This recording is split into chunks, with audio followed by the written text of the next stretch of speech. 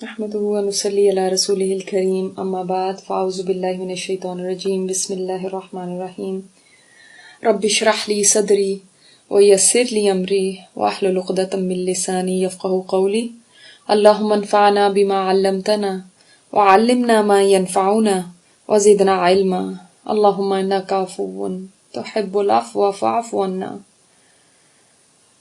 Scholars کہتے ہیں کہ جو موت ہے نا وہ اس زندگی کا، دنیا کی زندگی کا ہارڈسٹ پارٹ ہے، سب سے مشکل ترین جو مرحلہ ہے اس زندگی کا وہ موت ہے، اور اگلی زندگی کا سب سے آسان ترین مرحلہ موت ہے، کیونکہ وہاں سے تو مشکلات سٹارٹ ہوں گی نا، موت سے تو سٹارٹ ہوں گی اور آگے کتنی مشکلات ہیں۔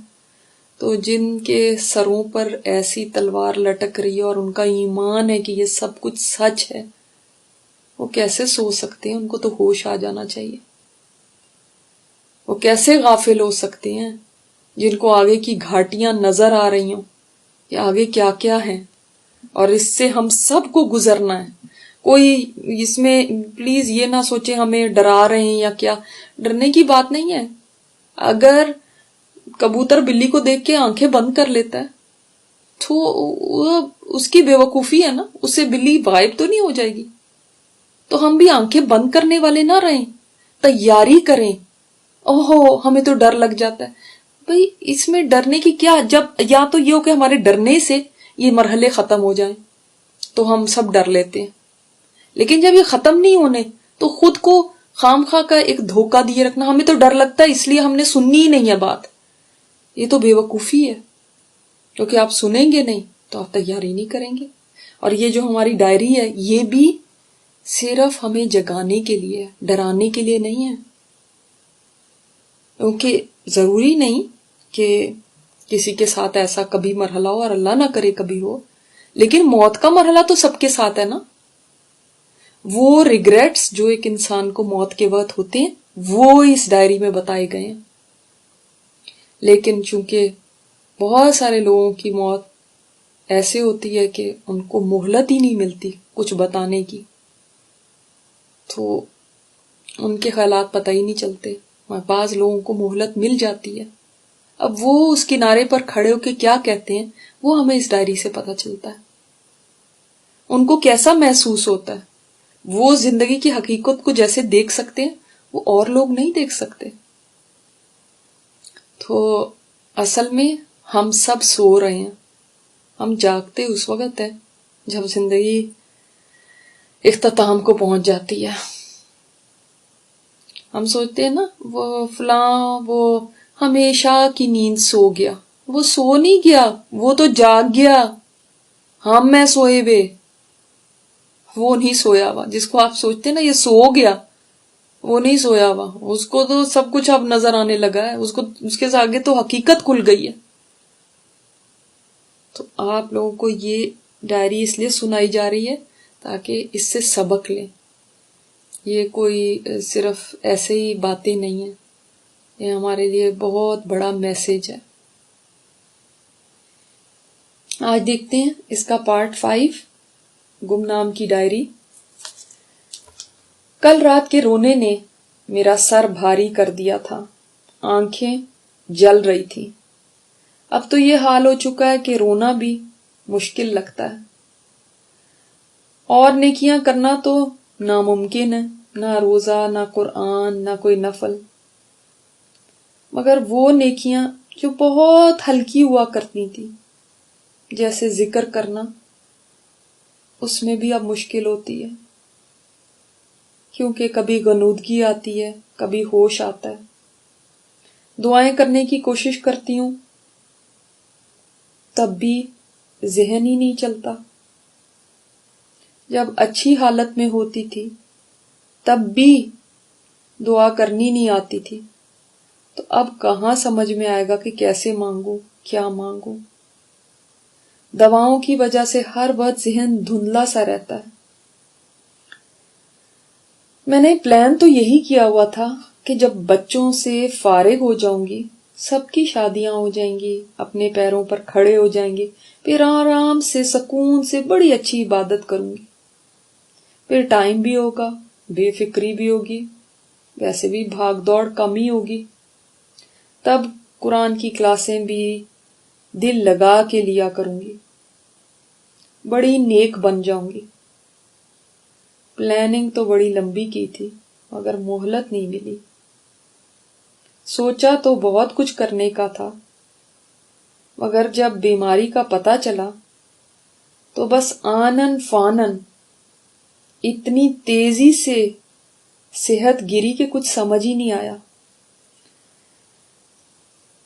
میں نے اس وقت کوشش بھی کی تھی کہ جلدی جلدی کچھ نیکیاں سمیٹ لوں، ہاتھ پیر مارے تھے، مگر جلد ہی مجھے احساس ہو گیا کہ اب تو وقت ہی نہیں ہے، ہمت نہیں ہے۔ یہ تو ایسے ہی تھا جیسے کسی مسافر کا جہاز تیار کھڑا ہو اس کو لے جانے کے لیے، اور تب وہ سامان باندھنا شروع کرے۔ میرا بھی کچھ ایسا ہی حال تھا۔ یا کسی کو کہہ دیا جائے کہ ساری زندگی تو نے کمائی نہیں کی، بس 2 دن میں کمائی کر لے پوری زندگی کے برابر، تو وہ کیسے کر سکتا؟ ہرگز بھی نہیں لا سکتا اتنی کمائی۔ یہی میرا حال تھا۔ وہ نیکیاں جو ساری زندگی تھوڑا تھوڑا تھوڑا کر کے سمیٹنی چاہیے تھی، ان کو اب چند دن میں کیسے سمیٹ لیتی؟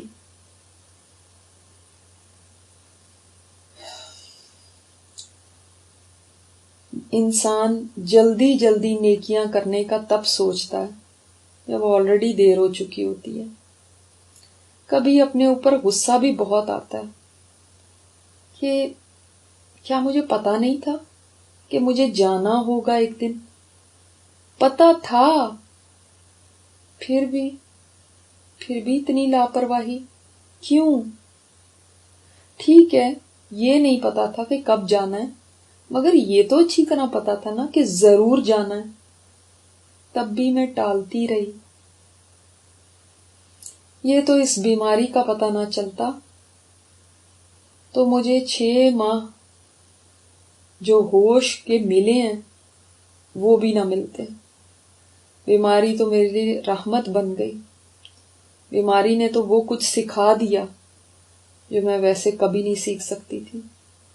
بیماری نے تو مجھ سے توبہ کرا دی جو میں کبھی کرنے والی نہیں تھی۔ بیماری نے تو مجھے اللہ سے قریب کر دیا جو میں پہلے نہیں تھی۔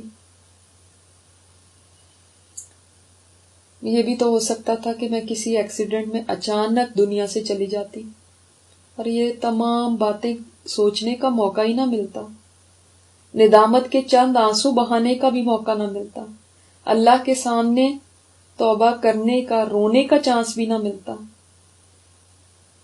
پھر کیا یہ رحمت نہیں ہے کہ اس اللہ نے مجھے یہ بیماری کے دن دے کر مجھے ہوش دلا دیا؟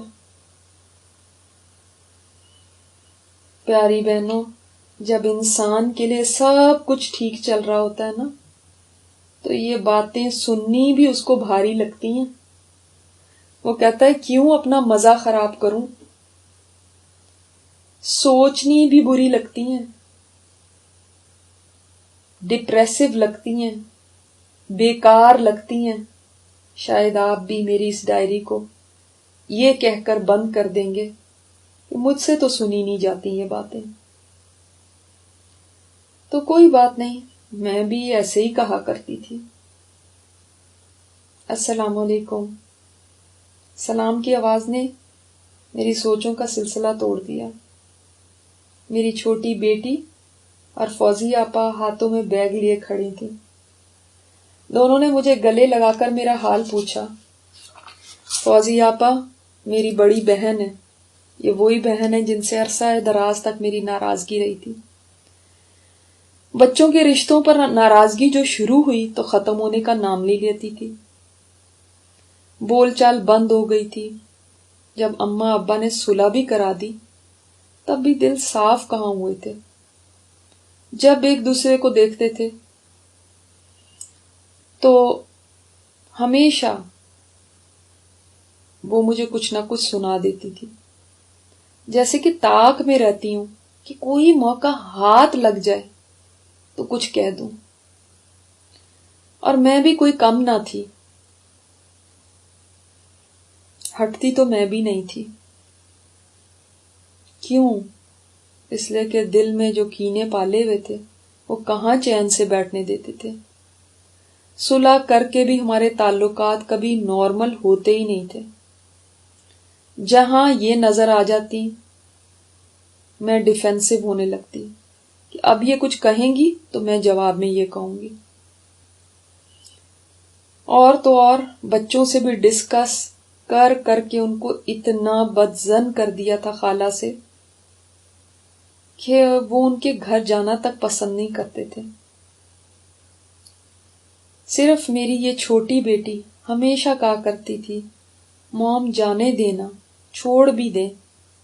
اور مجھے اس کی یہ بات اس وقت اتنی بری لگتی تھی، اور میں کہتی تھی تم ماں کی سکی نہیں ہو، تمہیں ماں کا کوئی خیال نہیں ہے، وہ تمہاری ماں کو جو بھی کہتی رہے تمہیں کیا فرق پڑتا ہے. تب یہ خاموش ہو کر اٹھ کر چلی جایا کرتی تھی. میں نے نہ سمجھنا تھا نہ سمجھی. ہاں جب بیمار ہوئی تب سمجھ آیا. تب سے آپا بھی مجھے وہ پرانی والی آپا نظر آنے لگی، وہی آپا جو بچپن میں میری گڑیا کے کپڑے سی کر دیا کرتی تھی، جنہوں نے مجھے سائیکل چلانی سکھائی، جو میرے ساتھ کھیلا کرتی تھی، جو مجھے اپنے پاکٹ منی سے چیزیں دلایا کرتی تھی. میری کلاس میں کوئی لڑکی مجھے کچھ کہہ دیتی تو اس سے لڑنے کے لیے کھڑی ہو جاتی تھی. ہم نے کتنا اچھا وقت بھی تو گزارا تھا، کتنی خوبصورت یادیں بھی تو تھیں بچپن کی. پھر ایسا کیا ہو گیا کہ جب بڑے ہوئے تو مسئلے بھی بڑے ہو گئے اور کڑواہٹیں اتنی آ گئیں کہ بچپن کی ساری باتیں بھول کر ایک دوسرے کے پیچھے پڑ گئے. کیوں ہم نے یہ سوچ کر رنجشیں نہیں مٹا دی کہ زندگی تو بڑی مختصر ہے. مجھے ہر وقت یہ مان رہتا تھا کہ میرے شوہر نے بھائی جان کے ساتھ اتنا کچھ کیا ہے، اتنے احسانات ہیں آپا کی فیملی پر ہمارے، مگر ان کو ذرا بھی خیال نہیں ہے. اور آپا کو ہر وقت یہی گلا رہتا تھا کہ یہ چھوٹی ہے، اس کو میری عزت کرنی چاہیے، یہ عزت نہیں کرتی، یہ اپنی غلطی مانتی نہیں ہے، یہ معافی نہیں مانگتی، بڑی اکڑ ہے اس میں. بس اسی میں سال ہا سال گزر گئے، نہ میں بدلی نہ آپا. اتنا خوبصورت رشتہ ہم دونوں نے انہی بیکار باتوں کی وجہ سے نفرتوں میں بدل دیا تھا. یہی نفرتیں بچوں میں ٹرانسفر کر دیں اور حتیٰ کہ شوہروں کو بھی اتنا بھرا کہ وہ بھی ایک دوسرے کے ساتھ زیادہ دیر بیٹھنے کو پسند نہیں کرتے تھے. مگر اب جب سے میں بیمار پڑی ہوں، آپا ہر دوسرے تیسرے دن مجھے دیکھنے آتی ہیں. مجھے بھی آپا کو دیکھ کر ایسے لگتا ہے جیسے میرے دل کو سکون مل گیا. آخر میری سکی بہن ہے. اور لوگ بھی آتے ہیں مجھے دیکھنے، مگر ایسا کسی کو دیکھ کر نہیں ہوتا جیسا ان کو دیکھ کر ہوتا ہے. جب آتی ہیں تو لگتا ہے کوئی اپنا آ گیا. جب میرے بچے پیدا ہوئے تھے آپا نے میرا بڑا خیال رکھا تھا، دل کی بری نہیں تھی.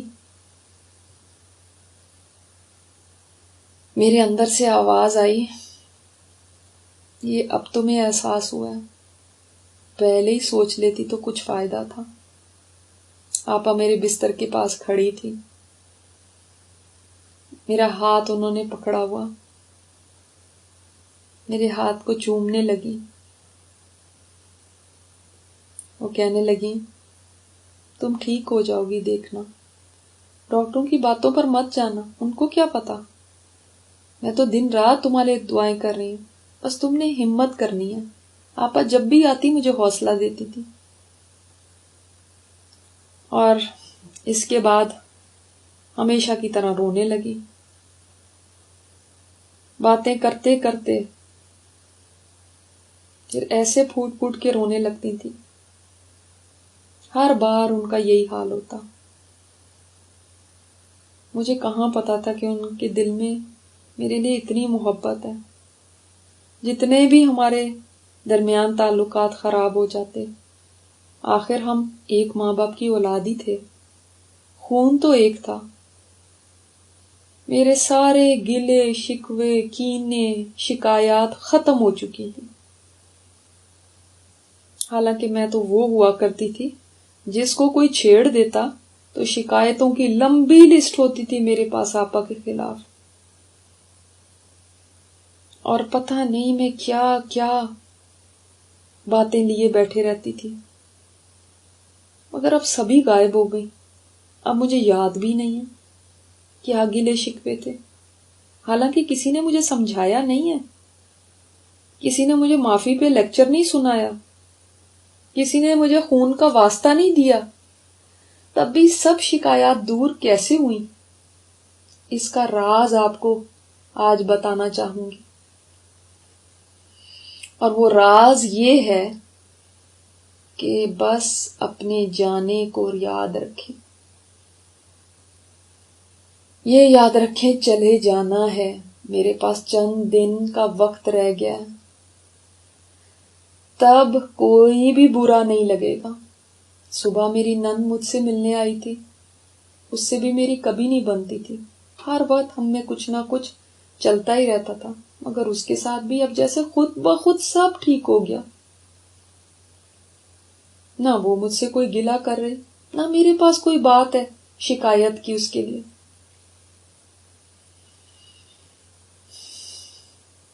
تو جس کو جانا یاد رہے گا کہ میں نے چلے جانا ہے، وہی سیدھا ہو جائے گا، اس کے تعلقات اچھے ہو جائیں گے.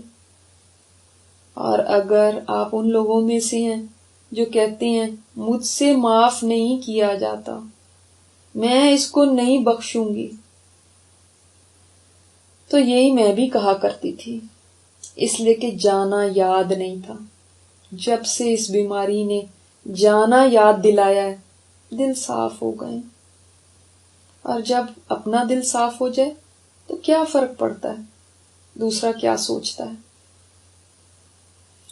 دوسرے کا دل اللہ تعالیٰ خود صاف کر دیتا ہے. واقعی اگر انسان مخلص ہوتا ہے تو دوسرا بھی اس کی طرف پیار سے بڑھتا ہے. یہ سبق پہلے سمجھ آیا ہوتا تو زندگی کے اتنے سال جو ان پیارے رشتوں سے نفرتوں میں کاٹے، لڑتے جھگڑتے کاٹے، جو وقت ضائع کیا، جو جلتے کڑتے گزرا، وہ کتنا خوشگوار ہو جاتا. کتنا وقت ملا تھا جس میں حسن سلوک کر سکتی تھی، صلہ رحمی کر سکتی تھی، خود بھی چین سے رہ سکتی تھی اور دوسرے کو بھی رہنے دے سکتی تھی. مگر ہم انسانوں کو کہاں یہ باتیں سمجھ آتی ہیں. کوئی چلا جائے تو آنسو بہاتے نہیں تھکتے، مگر کوئی زندہ ہو تو اس کو پوچھتے تک نہیں ہیں. کوئی مر جائے تو اس کی تعریفوں کے پل باندھ دیتے ہیں، مگر جب کوئی زندہ ہو تو اس کی ایک خوبی بھی نظر نہیں آتی. کوئی زندہ ہو تو اس کو کبھی معاف نہیں کرتے، اور وہ مر جائے تو اسی کی بخشش کی دعائیں مانگتے ہیں. ہم کتنے مردہ پرست ہیں، ہمیں زندوں سے زیادہ مردے محبوب ہیں. زندوں کو ایک چانس بھی نہیں دیتے اور مردوں سے لپٹ لپٹ کے روتے ہیں اور کہتے ہیں کیوں اتنی جلدی چھوڑ کے چلی گئی. میں بھی ایسی ہی تھی اور ہم سب ایسے ہی ہوتے ہیں. مگر ایک سوال آج کرنا چاہتی ہوں آپ سے، کیا کسی کو بھی ہماری نظروں میں جچنے کے لیے مرنا پڑے گا؟ کیا مرے بغیر ہم اس کو معاف نہیں کر سکتے، اس کو گلے نہیں لگا سکتے؟ کیا اس سے تعلقات اچھے نہیں کر سکتے؟ کیا وہ مرے گا تبھی یہ سب کچھ ہو سکتا ہے؟ میری بیٹی روبی کی آواز نے مجھے چونکا دیا. امی کہاں پہنچ گئی ہیں؟ آپ ہر وقت پتہ نہیں کن سوچوں میں رہتی ہیں. ہم آپ سے ملنے آئے ہیں. پتہ ہے 15 کو میرا آخری پیپر ہے. شکر ہوگا امتحان ختم ہوں گے. پھر میں بس آپ کے پاس ہی رہوں گی. میں نے پیار سے اس کی طرف دیکھا. اولاد بھی انسان کو کتنی محبوب ہوتی ہے. مگر نہ تو میں نے خود زندگی کی حقیقت کو جانا تھا، نہ ہی ان کو اس زندگی کی بے ثباتی، اس کا دھوکہ، اس کے قلیل ہونے کا بتایا تھا. میرے سبھی بچے اچھے ہی تھے، مگر اس طرف سے میں خود بھی غافل رہی اور ان کو بھی کچھ نہیں سکھایا. زندگی میں کیا پرائرٹی ہونی چاہیے یہ ان کو کچھ پتا نہیں تھا. میں اس بچی کو اب کیا بتاؤں کہ تیرے امتحان جب تک ختم ہوں گے اس وقت تک پتہ نہیں تیری ماں انتظار کر بھی سکے گی یا نہیں. جب ہمیشہ میں نے خود امتحانوں کو ہی سب سے بڑی کامیابی سمجھا تو اب یہ کچھ اور کیا سوچیں گے. میں نے ہلکی سی آواز میں پوچھا، چیک بک لائی ہو؟ اس نے جھٹ سے اپنے بیگ میں ہاتھ ڈالا. جی جی امی، مجھے یاد تھا. میری پیاری امی نے کچھ کہا ہو اور میں بھول جاؤں، یہ کیسے ہو سکتا ہے؟ اس کے اس کہنے پر میرا دل تڑپ اٹھا.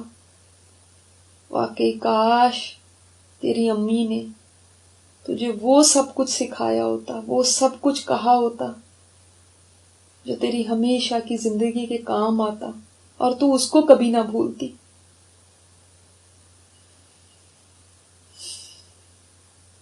ایسا ہوتا تو مجھے بھی آج فکر نہ ہوتی. میں بھی مطمئن ہوتی کہ میرے 4 بچے میرے لیے صدقہ جاریہ بننے کے لیے ہیں. اب تو کچھ کہوں بھی تو فائدہ نہیں، پانی سر سے گزر چکا ہے. جب ساری زندگی میری بھی یہی پرائرٹیز رہیں کہ تم لوگ اعلیٰ سے اعلیٰ بس کیریئر بناؤ، اعلیٰ ڈگریاں لو کہ میں فخر کر سکوں، تو یہی تم نے بھی کر کے دکھایا. میں نے جب ٹریننگ ہی تمہیں یہ دی تو یہی پھر آج نظر بھی آ رہا ہے. مگر نہ تو تمہاری ڈگریاں میرے کچھ کام آنے والی، نہ تمہاری یہ پڑھائیاں، نہ تمہارے یہ امتحان، کچھ بھی مجھے نہیں کوئی کام دیں گے. کیا ہی اچھا ہوتا کہ تم لوگ اس قابل ہوتے کہ میرے پیچھے میرے لیے دعائیں کرتے، نیک اعمال کرتے، تاکہ میری بھی اگلی منزلیں آسان ہو جاتی. مگر مجھے پتا ہے کہ میرے بچوں کے پاس کہاں یہ فرصت ہو گئی. کوئی جابوں میں پڑا ہوا ہے، کوئی پڑھائیوں میں لگا ہوا ہے. ابھی بھی روزانہ سب کو آنے کا موقع نہیں ملتا. بعد میں کہاں کس کے پاس دعا کے لیے بھی وقت ہوگا. اور ان سے گلہ کیا کروں؟ گلہ تو اپنے آپ سے ہے. آج نہ تو ان کو میت کی بخشش کی دعا آتی ہے، نہ ہی جنازہ پڑھنا آتا ہے. کم از کم یہ سکھایا ہوتا تو میرا بیٹا میری آخری نماز تو خود پڑھاتا. میں سیمی کے بیٹے کو دیکھ کر کہا کرتی تھی، تم نے تو اس کو بالکل ملا ہی بنا دیا. مگر آج وہ ملا اچھا ہے اور میرے لائق اور ڈگریوں والے بچے میرے کسی کام کے نہیں. موم کیا کرنا ہے اس چیک بک کا؟ جلدی کریں، مجھے پھر جانا بھی ہے. میں نے ہلکے سے کہا، 5000 کا چیک لکھ دو. اس نے تیزی سے چیک لکھا اور سائن کرانے کے لیے پین میری انگلیوں میں دبا دیا. میں نے کانپتے ہوئے ہاتھوں سے سائن کیا. کس کے نام لکھوں یہ چیک؟ میں نے کہا، یتیم بچوں کو سپانسر کرنے کے لیے جو آرگنائزیشن کام کرتی ہے. وہ جھٹ سے بولی، ma'am you are so kind. Always آپ ان آرفن بچوں کے لیے جو ریفیوجیز ہیں ان کے لیے ہمیشہ کچھ کرتی رہی ہیں.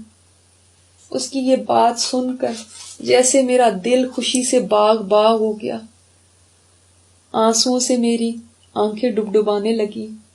اے اللہ، اس بچی کی گواہی لکھ لینا، پتہ نہیں ہو سکتا یہی عمل تجھے پسند آ جائے اور تو میری بخشش کر دے۔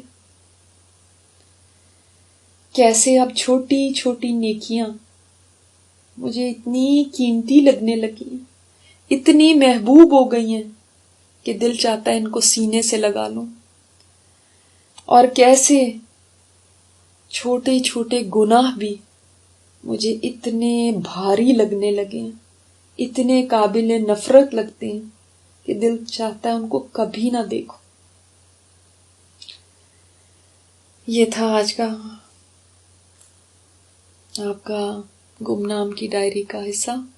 سبحانک اللہم و بحمدک، نشہد ان لا الہ الا انت، نستغفرک و نتوب الیک۔ السلام علیکم و رحمۃ اللہ وبرکاتہ۔